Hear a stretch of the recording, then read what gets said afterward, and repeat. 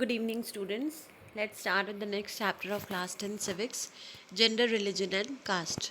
तो यहाँ पे हम तीन पर्सपेक्टिव्स को देखेंगे. पहला है जेंडर, जो कि कॉमन एक टॉपिक है, इशू है. सेकंड है रिलीजन. बहुत सारे रिलीजन्स हैं, उनके बीच में बहुत सारी डिस्पैरिटीज़ हैं. क्या क्या स्टेप्स लिए गए हैं ताकि वो डिस्पैरिटीज़ को क्या कर सके, रिड्यूस कर सके. और लास्ट है कास्ट. इन तीनों का रोल पॉलिटिक्स में क्या है. जेंडर, जिसमें वुमेन के इक्वालिटी और एम्पावरमेंट की बात हुई है. तो ये सारे टॉपिक्स को हम लोग कवर अप करेंगे इस वाले चैप्टर में. तो let's start with the content part. Sexual division of labor. A system in which all work inside the home is either done by the women of the family or organized by them through the domestic helpers. पहला topic है sexual division of labour. हम लोग को पता है कि हमारी society में दो सेक्टर्स होते हैं, एक मेल और एक फीमेल. मेल में हमारे सारे जितने भी मेल काउंटर पार्ट्स हैं वो आएंगे, फीमेल में जितने फीमेल काउंटर पार्ट्स हैं वो सब आएंगे. तो एक सेक्सुअल डिवीजन होता है जो कि बायोलॉजिकल नहीं होता है बल्कि हायरार्कल होता है. ये काफ़ी टाइम से जनरेशन टू जनरेशन चल रहा है और ये आज भी स्पेशली इंडिया जैसे डेवलपिंग कंट्री में ये एक नोशन सेटअप हो गया है कि हाँ, कुछ सर्टेन वर्क्स हैं जो कि वुमेन करेंगी and certain works are there that will be done only by men. तो इसी को हम लोग क्या बोलते हैं, सेक्सुअल डिवीजन ऑफ लेबर बोलते हैं. The work is categorized or it's specified that the work has to be done according to the sex. Male है तो this work will be done and if a person is female then this work has to be done. तो ये होता है sexual division, जिसमें एक pre conceive notion होता है कि yes because this is a women so this work belongs to her, so this person is man so this work belongs to man category. तो ये है एक सेक्सुअल डिवीजन ऑफ लेबर. एक system होता है जिसमें एक नोशन है कि घर के जितने भी काम होंगे या तो वो वुमेन ऑफ द फैमिली से होंगे या तो वो ऑर्गेनाइज किए जाएंगे वुमेन ऑफ द फैमिली से, या तो वो अपने हेल्पर्स की हेल्प लेके काम करेंगी, लेकिन जो मेन हेड होगा उसको करने का that will be a women only, क्योंकि वो घर के सारे काम हैं. तो it is suppose to be done by women only. The gender division tends to be natural and unchangeable, क्योंकि ये बायोलॉजिकल नहीं है, यहाँ पे हार्मोनल्स का कोई काम नहीं है. तो ये एक नोशन है जो कि बहुत ही पुराना है और ये जनरेशन टू जनरेशन पास होता जा रहा है. तो ये कुछ ऐसा नोशन है जो कभी भी चेंज नहीं होगा. जो जेंडर डिवीजन है ये बहुत ही नेचुरल है और ये अनचेंजेबल है. जिसे चलता जा रहा है ये चलता जाएगा. It is not based on biology but on social expectation and stereotypes. Stereotypes जो चीज़ें बहुत पुराने टाइम से चल रही हैं वही फॉलो अप हो रही हैं, और एक एक्सपेक्टेशन है कि हाँ ये काम जो है ये लेडीज़ ही कर सकती हैं. एक सर्टेन रिस्पॉन्सिबिलिटी जो है वो उनके ऊपर दी गई है. तो वो सोशल एक्सपेक्टेशन के बेस पे ये जेंडर डिवीजन किया गया है. Two main types of gender division, एक है पब्लिक डोमेन और एक है private domain. Private domain. The private domain is the space of the family और होम. फैमिली या घर की जितनी भी चीज़ें होंगी उसको हम लोग क्या बोलेंगे, प्राइवेट डोमेन बोलेंगे. A women is interested with the job of looking after the household, doing chores and bringing up the children. As told in the previous slide also कि ये एक नोशन सेट हो गया है कि अगर घर के कोई भी काम है या it is regarding taking care of the family, bringing up the children, and all the household work is supposed to be done by women only. Girls are taught household work as it is believed that when they grow up, their main responsibility will be to take care of the family. Even Indian families में देखा गया है कि छोटे से ही girls are taught the household work. हाँ ये सीख लो क्योंकि you have to go to someone else's family and you have to carry our reputation and pride. You will be carrying our dignity to others family. तो एक expect किया जाता है कि हाँ because girls have to move to the different families so they have to carry forward their values which they have imbibed from their families. तो वो एक एक्सपेक्टेशन गर्ल्स की है, इसलिए उनको बचपन से सिखाया जाता है कि ये सारी चीज़ें आपको आनी चाहिए क्योंकि ये बेसिक्स हैं. Because you have to imply all these basics in the next family where you will be going after your marriage.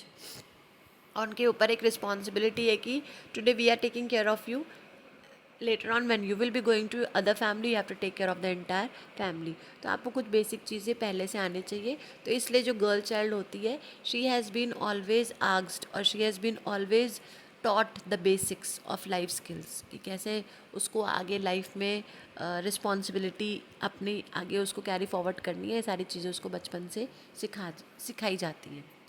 Men are supposed to work outside the domain of the private. Private के बाहर भी एक domain है, एक area है जिसमें expect किया जाता है कि मेल काम करेंगे. They are supposed to work as they are regarded as the breadwinners of the family. When it comes for the earning member of the family, it is always specified that males are the breadwinners of the family. मतलब जो main income आती है वो mails के through आती है. तो जितने भी बाहर के काम होंगे, it will all be done by males. They get paid in return of their labor and are not expected to do any household work. क्योंकि वो बाहर जा रहे हैं, मेहनत कर रहे हैं, they are earning money. So when they are back from the work, they are not expected to do anything. क्योंकि वो superior हैं, because they are males.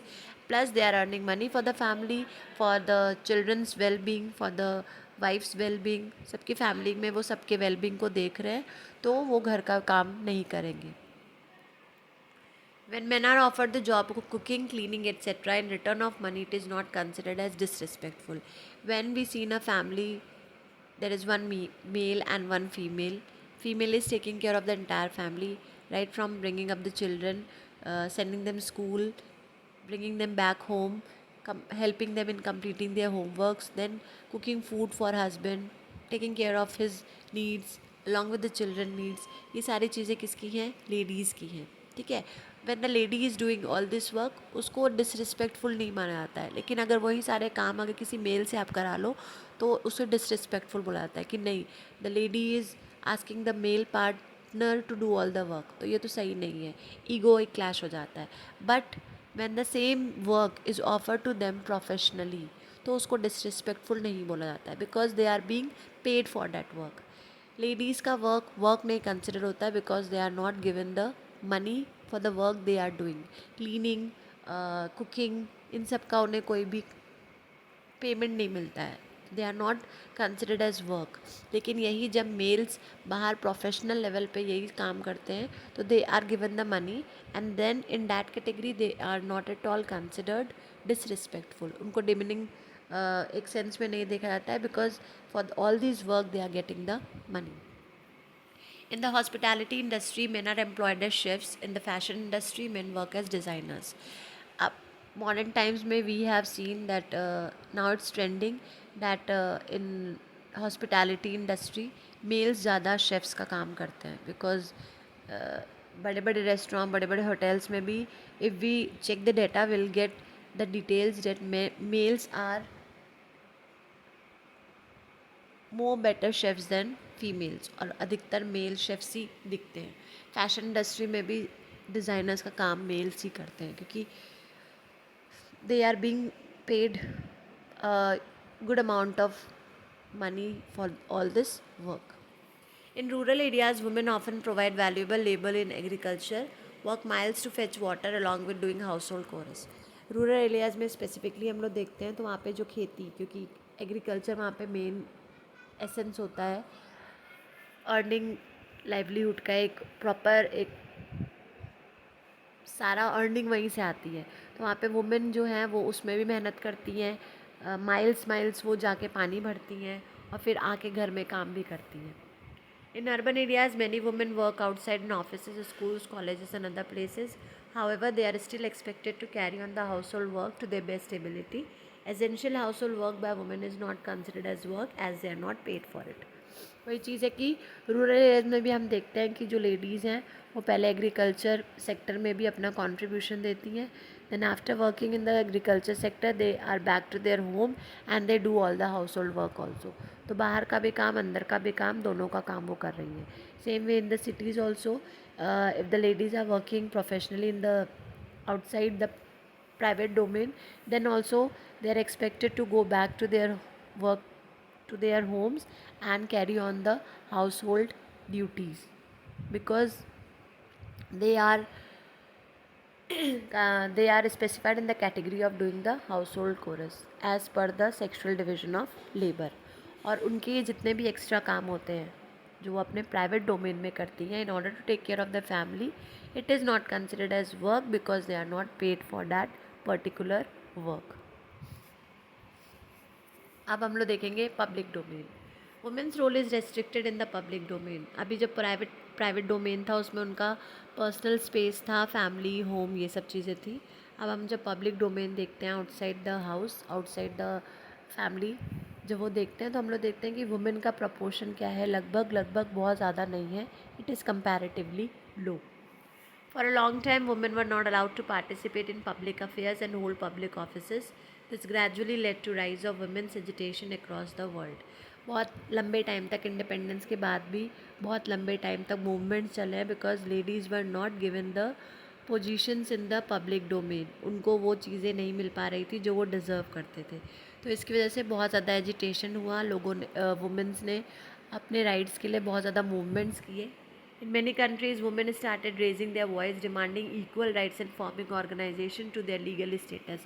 बहुत सारे कंट्रीज़ में लेडीज़ ने अपने अपने वॉइस को रेज करना स्टार्ट किया कि because they were feeling discriminated against main. उनको भी सेम इक्वल राइट्स चाहिए जो कि मेन को मिल रहे थे, and because they were not given the same rights as their counterparts were giving, so they also wanted those rights. और उन राइट्स को पाने के लिए उन्होंने अपनी आवाज़ क्या की थी, तेज़ की थी। They raise their voices and they started forming organisations, ताकि उनको भी उनके लीगल स्टेटस दे दिए जाएँ।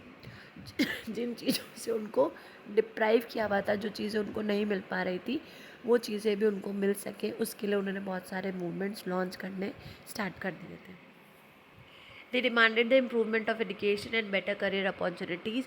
अब इनकी भी डिमांड थी कि they also want a proper education, ताकि वो भी अपने करियर ऑप्शंस को अच्छे से क्या कर सकें, चूज़ कर सकें। Earlier they were deprived of education and because of lack of education they were not able to choose their career options, so they also started demanding for a proper education so that they can have access to their career options. These initiatives aimed at bringing about equality to women both in public and private sphere. ऐसा करने से क्या होगा, equality मिलेगी ladies को public sector में भी, private sector में भी। ऐसा नहीं है कि सिर्फ उनको घर के बाहर रिस्पेक्ट मिलनी चाहिए, she should also get same respect when she is in the house also. Within the family members also she should get the same equality and same treatment as the men are getting. The social campaigns claiming the rights of women led to the rise of feminist movement across the world. अब यहाँ पे important है कि feminist movements क्या होते हैं। यहाँ पे जितनी भी एक्टिव लेडीज़ होती हैं उन्होंने अपना एक ग्रुप बनाया था, they were fighting for the equality of women. इसी को हम लोग बोलते हैं फेमिनिस्ट मूवमेंट। जब आप किसी फेमिनिन राइट के लिए लड़ते हो या अपने ऑर्गेनाइजेशन में आप उनके इश्यूज से रिलेटेड चीज़ों को रेस करते हो, तो हम लोग उसको बोलते हैं कि हाँ, ये फेमिनिस्ट मूवमेंट्स हैं। These movements have improve the status of women. ज़रूरी नहीं कि हमेशा सिर्फ लेडीज़ से ही बना हो, इसमें मेल्स भी आ सकते हैं जिनको लगता है कि हाँ, females are also equal like them and they should be given the equal opportunities. तो बहुत सारे ऑर्गेनाइजेशन है जिसमें ऐसे भी मेल्स हैं जिनको लगता है कि हाँ, women should be given equal opportunity just like them, and they are also being the part of such feminist movement, and they are taking the initiatives to provide equality to women both in political and public and private spheres. These movements have improved the status of women, और इनके initiative से, इनके struggle से जो women का status है वो थोड़ा सा क्या हुआ है, काफ़ी हद तक इम्प्रूव भी हुआ है। इसके बहुत सारे पॉजिटिव इम्पैक्ट्स हमें देखने को मिल रहे हैं। Today in modern times we have women working as scientists, doctor, engineers, IPS and IS officials, political leaders and many more similar professions. Today कोई भी ऐसा डिपार्टमेंट नहीं है जहाँ पे हम लोग वुमेन को ना देखें, चाहे वो एयरफोर्स हो, चाहे वो पायलट हो, चाहे वो IPS IS हो, कुछ भी हो, सब जगह हम देखेंगे कि हाँ, वुमेन जो है वो अपनी एक पावर को क्या कर रही हैं, होल्ड कर रही हैं। बिकॉज अब उनके करियर ऑप्शंस क्या हो गए हैं, बढ़ गए हैं, क्योंकि उनके पास फैसिलिटीज़ क्या हो गई हैं, ज़्यादा हो गई हैं। तो ये सब चीज़ें इसलिए हो पाई है क्योंकि लोग जो थे बहुत एक्टिव हो गए थे, लोग उनके लिए अपनी वॉइसेस रेज कर रहे थे, फेमिनिस्ट मूवमेंट्स वगैरह लगातार चल रहे थे, जिसकी वजह से धीरे धीरे वुमेन का स्टेटस जो है वो क्या हो गया था, इम्प्रूव हो गया था as compare to the contemporary time. In countries like Finland, Sweden and Norway, women enjoy liberated status. बहुत सारी कंट्रीज़ हैं, जैसे एग्जांपल एनसीईआरटी में फिनलैंड, स्वीडन एंड नॉर्वे, यहाँ पे लेडीज़ को बहुत पहले टाइम से ही फ्रीडम दे दी गई थी कि हाँ, they will be given the same treatment as the men are given. In India, women are still subjected to rigid social restrictions. This is because the Indian society is patriarchal in nature. यहाँ पे male dominated society है. यहाँ पे अभी भी इतने advancement के बाद भी the head of the family is considered the male. जो भी घर होता है, जो भी प्रॉपर्टी होती है, it is always in the name of a male partner, क्योंकि ऐसा बोला गया है कि पेट्रार्कल सोसाइटी है, यहाँ पे मेल डोमिनेटेड सोसाइटी है. तो फीमेल भले कितनी भी एडवांस हो जाए, लेकिन एक लेवल तक जो एक सुपीरियॉरिटी है वो हमेशा किसको दी गई है, मेल्स को दी गई है. तो अभी भी वुमेन जो है वो कहीं ना कहीं कन्फाइंड है बहुत सारी रेस्ट्रिक्शंस में, जिसकी वजह से वो उतना ज़्यादा एडवांस नहीं कर पा रहे जितना कि बाकी कंट्रीज़ में हमें देखने को मिलता है. For example Finland, Sweden and Norway. Next topic है literacy rate. In India the adult above the age of 15 literacy rate is 69.3%, out of which males comprise 78.8% and females comprise only 59.3%. तो India में जो adult literacy rate का ratio है that is total 69.3%, and out of the 69.3% 78.8% किसका है, females का है, और सिर्फ 59.3% किसका है, लेडीज़ का है. तो यहाँ पे अगर हम लोग कंपेयर करेंगे तो देखेंगे कि जो मेल का लिटरेसी रेट है वो ज़्यादा है और फीमेल का जो लिटरेसी रेट है वो क्या है, कम है. इसके पीछे रीजंस हैं. क्या रीजंस हैं? In urban areas the literacy rate of women is comparatively high. दो एरियाज़ को अगर हम कंपेयर करते हैं, रूरल और अर्बन एरियाज़ को, तो अर्बन एरियाज़ में जो लिटरेसी रेट वुमेन की है वो कंपैरेटिवली ज़्यादा है. लेकिन अगर रूरल एरियाज़ की बात करें, most girls drop out of a school and are married of an at early age. Parents are willing to send only boys to schools as they prefer to spend their resources on boys and not girls. Rural areas में specifically जो girls हैं उनको ज़्यादा पढ़ाया नहीं जाता है. उनको स्कूल में एडमिशन ज़रूर किया जाता है जब उनकी बेसिक एक एलिमेंट्री एजुकेशन पूरी हो जाती है या प्राइमरी लेवल तक की एजुकेशन पूरी हो जाती है. उनको घर बैठा दिया जाता है क्योंकि उनको लगता है कि they have to get married, तो उनको हाउस होल्ड वर्क ज़्यादा आना चाहिए, तो उनको ड्रॉप आउट करा देते हैं. जबकि बॉयज़ को ड्रॉप आउट नहीं कराते क्योंकि बॉयज़ को उनके हिसाब से आगे पढ़ना है, they have to earn money and take care of the entire family, तो they are not dropped out from the school. Only the girls are dropped out of the school because they are married also. Plus जो parents हैं, if they are having 2 children, one is son and one is a daughter, then they will try to spend all the resources. पहली बात तो उनके पास resource इतने होते नहीं हैं, और अगर होते भी हैं तो वो सारे रिसोर्स को बॉय चाइल्ड में इन्वेस्ट करना ज़्यादा अच्छा समझता है as compare to the girl child. Because उनके दिमाग में एक नोशन है, तो गर्ल चाइल्ड है तो she will have to go to another family. Boy child है तो he will be carrying our generation. तो ये भी एक नोशन है जिसके से रूरल एरियाज़ में ड्रॉप आउट जो है वो गर्ल्स का ज़्यादा होता है, जिसकी वजह से लिटरेसी रेट गर्ल्स की कम है अर्बन एरियाज़ के कंपैरिजन में. Inequality of pay. बहुत से सेक्टर्स में देखा गया है even male and female both are working the same thing. दोनों एक जैसा काम कर रहे हैं लेकिन वेजेस जो हैं वो इक्वली नहीं मिलते हैं. अगर वही काम एक मेल कर रहा है तो उसको 1000 रुपीज़ मिलेगा, और वही काम अगर एक फ़ीमेल कर रही है तो she will get only 600 to 700. तो एक डिस्पैरिटी है. इसको ख़त्म करने के लिए एक एक्ट आया था जिसका नाम है equal remuneration act. This was passed in 1976, और इस एक्ट का एक मेन एम था, यही एम था कि both man and women should be given equal wages. अगर एक काम हो रहा है तो दोनों को क्या मिलना चाहिए, सेम वेजेस मिलना चाहिए, कोई भी उसमें डिस्पैरिटी नहीं होनी चाहिए. However this is not followed everywhere. In many sectors women are paid less than man even though both do the same work. हालांकि अभी फॉलो नहीं हो रहा है बहुत से जगह पे. एक ही जैसा काम करने के बावजूद मेल्स को ज़्यादा पैसा मिलता है as compare to females. Next है sex ratio. In India most family still prefer sons over daughters, क्योंकि पेट्रारिकल सोसाइटी है. तो एक नोशन है कि इंडियन फैमिलीज़ में अभी भी जो प्रेफरेंस है वो सन्स की ज़्यादा होती है as compare to daughters. Although the time is changing but still maximum families में they prefer to have boy child instead of having a girl child. Sex determination tests were carried out to determine and abort female fetus even before birth. In contemporary time में एक tradition हो गया था कि they use to get the sex determination test. उससे पता चल जाता था कि ladies carrying a boy child और a girl child in a womb, and if it was suppose to be a girl child they use to get it aborted. ठीक है. Birth के पहले ही उसको क्या करते थे, अबॉर्ट करा देते थे, because they only wanted to have a boy child. And if in case the lady is carrying a girl child in a womb, the girl child was aborted. This led to the imbalance of the population ratio. तो इसकी वजह से population ratio में imbalance आ गया था, क्योंकि जब सब चाहेंगे कि गर्ल चाइल्ड अबॉर्ट हो जाए तो गर्ल चाइल्ड का नंबर क्या हो जाएगा, अपने आप ही कम हो जाएगा. तो एक जो बैलेंस बनना है सोसाइटी में कि जितने नंबर ऑफ़ बॉयज़ होंगे उतने नंबर ऑफ़ गर्ल्स होंगे, उसका रेशो कहीं ना कहीं क्या हो जाएगा, कम हो जाएगा. कंपैरेटिवली मेल्स ज़्यादा हो जाएंगे, फीमेल्स क्या हो जाएंगी, कम हो जाएंगी. फिर आगे जाके बहुत सारे इसके कंसिक्वेंसेस होंगे. तो इसको रोकने के लिए एक एक्ट पास हुआ था 1994 में. The preconception and the prenatal diagnostic techniques act was passed which made the sex determination of a child before birth illegal. 1994 में एक एक्ट पास हुआ था जिसके accordingly if any parent is getting a sex determination test, तो उसको क्या किया था, इलीगल डिक्लेयर कर दिया गया था. And they were charge certain amount of money and they were even be put behind the bars.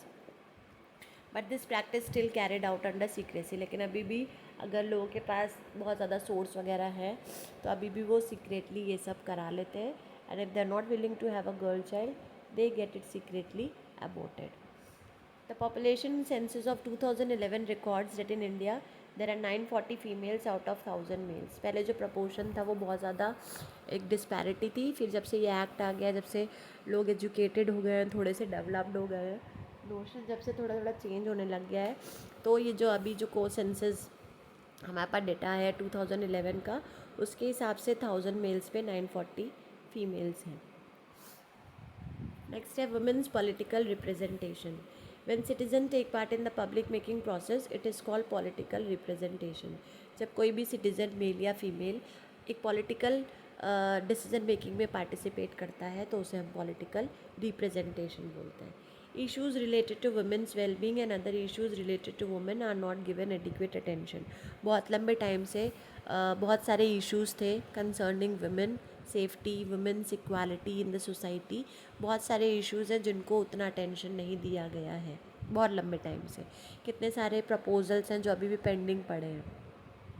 This has led to many feminist movements to the conclusion that unless women control power, their problems will not get adequate attention. One way to ensure this is to have more women as elected representatives. So feminist movement ने बहुत research किया, उन्होंने last में analyse किया कि तब तक इनकी सिचुएशन, जब तक इनके इश्यूज तब तक नहीं अटेंशन पाएंगे जब तक कि हम अपने वुमेन को लीडर्स नहीं बनाएंगे. तो लेजिस्लेशन में भी उनका क्या होना चाहिए, प्रपोर्शन ज़्यादा से ज़्यादा होना चाहिए, ताकि जब पावर लो औरतों के हाथ में आएगी then they will be working towards the betterment of women. क्योंकि अभी मेल डोमिनेटरी सोसाइटी है, maximum political leaders are male, तो वो वुमेन इश्यूज़ पे ज़्यादा कंसर्न नहीं होते हैं. They are not very attentive towards the women issue. But when a particular women will be sitting in that position, she will be giving more attention to the issues related to women. तो उनका एक conclusion था कि जब उनको power मिलेगी then only they will realise the issues concerning women and then the problems will be given adequate attention. In India the proportion of women is very low in legislation. Legislature Lok Sabha Rajya Sabha में अगर seats में हम देखेंगे तो हमें दिखेगा कि जो फीमेल का प्रपोर्शन है वो बहुत ज़्यादा कम है. The current Lok Sabha has a total of 10 women members out of the total 540 members. 540 members total होते हैं, तो इसमें से 10 members हैं जो कि women हैं. While in Rajya Sabha there are only 27 women MPs out of a total 231 members. Rajya Sabha में भी 231 मेंबर्स हैं और सिर्फ 27 वुमेन हैं जो वहाँ पे MPs हैं. India comes in the lower rank when counting the proportion of seats held by women in national parliament. अगर नेशनल पार्लियामेंट में बात करते हैं तो इंडिया का रैंकिंग सबसे कम है जब हम काउंट करते हैं कि वुमेन का रिप्रेजेंटेशन पॉलिटिकली कितना है. तो सबसे कम रेशो किसका है, इंडिया का आता है, और उस रैंक में इंडिया जो है वो सबसे नीचे आती है. Several measures have been taken to balance the women's proportion in politics. Politics में वुमेन का प्रपोर्शन और ज़्यादा हो सके उसके लिए भी बहुत सारे मेजर्स लिए गए हैं. तो नेक्स्ट स्लाइड में हम लोग देखेंगे कि कौन कौन से मेजर्स है गवर्नमेंट ने लिए हैं जिसकी वजह से जो वुमेन का प्रपोर्शन बहुत कम हो गया उसको थोड़ा सा क्या कर सकते हैं हम लोग, इंक्रीज़ कर सकते हैं. Measures to ensure the welfare of women in India. 1/3 or 33% of seats are reserved for women in panchayat and municipalities. 1/3 या 33% सीट जो हैं वो रिज़र्व की गई हैं वुमेन के लिए पंचायत और म्यूनिसिपैलिटीज़ में. पहला ये है. सेकंड है the women's reservation bill 2010 which proposed to reserve 1/3 of all seats in the Lok Sabha and in all state legislative assembly for women is still pending before the parliament. एक bill बना था 2010 में जिसको हम लोग बोलते हैं वुमेन रिजर्वेशन बिल. उसमें प्रपोज़ किया गया था कि 1/3 सीट जो है लोकसभा की वो सारी की सारी सीट्स वुमेन के लिए रिजर्व की जाएंगी और ऐसे ही 1/3 सीट जो है वो सारे स्टेट लेजिस्लेटिव असेंबलीज़ में वुमेन के लिए रिजर्व की जाएंगी, जो कि अभी भी पेंडिंग है, उसको पास नहीं किया गया है. Then in 1990, the National Commission for Women were established with the aim of safeguarding the welfare of women. फिर 1990 में एक कमीशन बनाया गया था, नेशनल कमीशन फॉर वुमेन, जिनका काम था कि हाँ वो वुमेन के वेलफेयर के लिए काम करेगा. इनके भी कुछ फंक्शंस थे. क्या क्या फंक्शंस थे? To investigate all issues concerning the promotion, protection and safeguarding of women's welfare. यहाँ पे आप सारे इश्यूज़ को देखोगे, जितने भी इश्यूज़ हैं आप उसको इन्वेस्टिगेट करोगे, उसकी इंक्वायरी करोगे, फिर उनको प्रमोट करोगे, उनको प्रोटेक्शन दोगे, उनके जितने भी वेलफेयर है उनको सेफ गार्ड करोगे. ये सारी रिस्पॉन्सिबिलिटी किसकी थी? नेशनल कमीशन फॉर वुमेन की थी, जो कि इस्टेब्लिश हुआ था 1990 with an aim of safeguarding the women's welfare. Second था to scrutinise legislations and propose changes. सारे लेजिस्लेशंस के जितने भी बिल्स वगैरह पास हुए हैं उसको पूरी तरह से चेक करना. अगर कुछ चेंजेस उसमें किए गए हैं तो उन चेंजेस को देखना कि वो मतलब अप्लाई किए गए हैं कि नहीं किए गए. तो ये भी इनकी रिस्पॉन्सिबिलिटी थी. Thirdly to deal with complaints regarding violence against women. और अगर वुमेन के अगेंस्ट में कोई भी कंप्लेंट्स हैं तो वो सारी कंप्लेंट्स को डील करना भी किसकी ज़िम्मेदारी थी? नेशनल कमीशन फॉर वुमेन की ज़िम्मेदारी थी. तो ये एक टॉपिक था जिसमें हमने देखा कि जेंडर मतलब मेल और फीमेल में बहुत सारा डिस्पैरिटीज़ था, उसको कैसे कैसे रिड्यूस किया गया है. फिर पॉलिटिकली पार्लियामेंट में उनके प्रपोर्शन को इंक्रीज़ करने के लिए क्या किया गया है. फेमिनिस्ट मूवमेंट वो मूवमेंट्स थे जिन्होंने वुमेन के राइट्स के लिए क्या किया था? एजिटेट किया था, ताकि वुमेन को भी सोसाइटी में इक्वालिटी मिल सके, just like the male counterparts were having.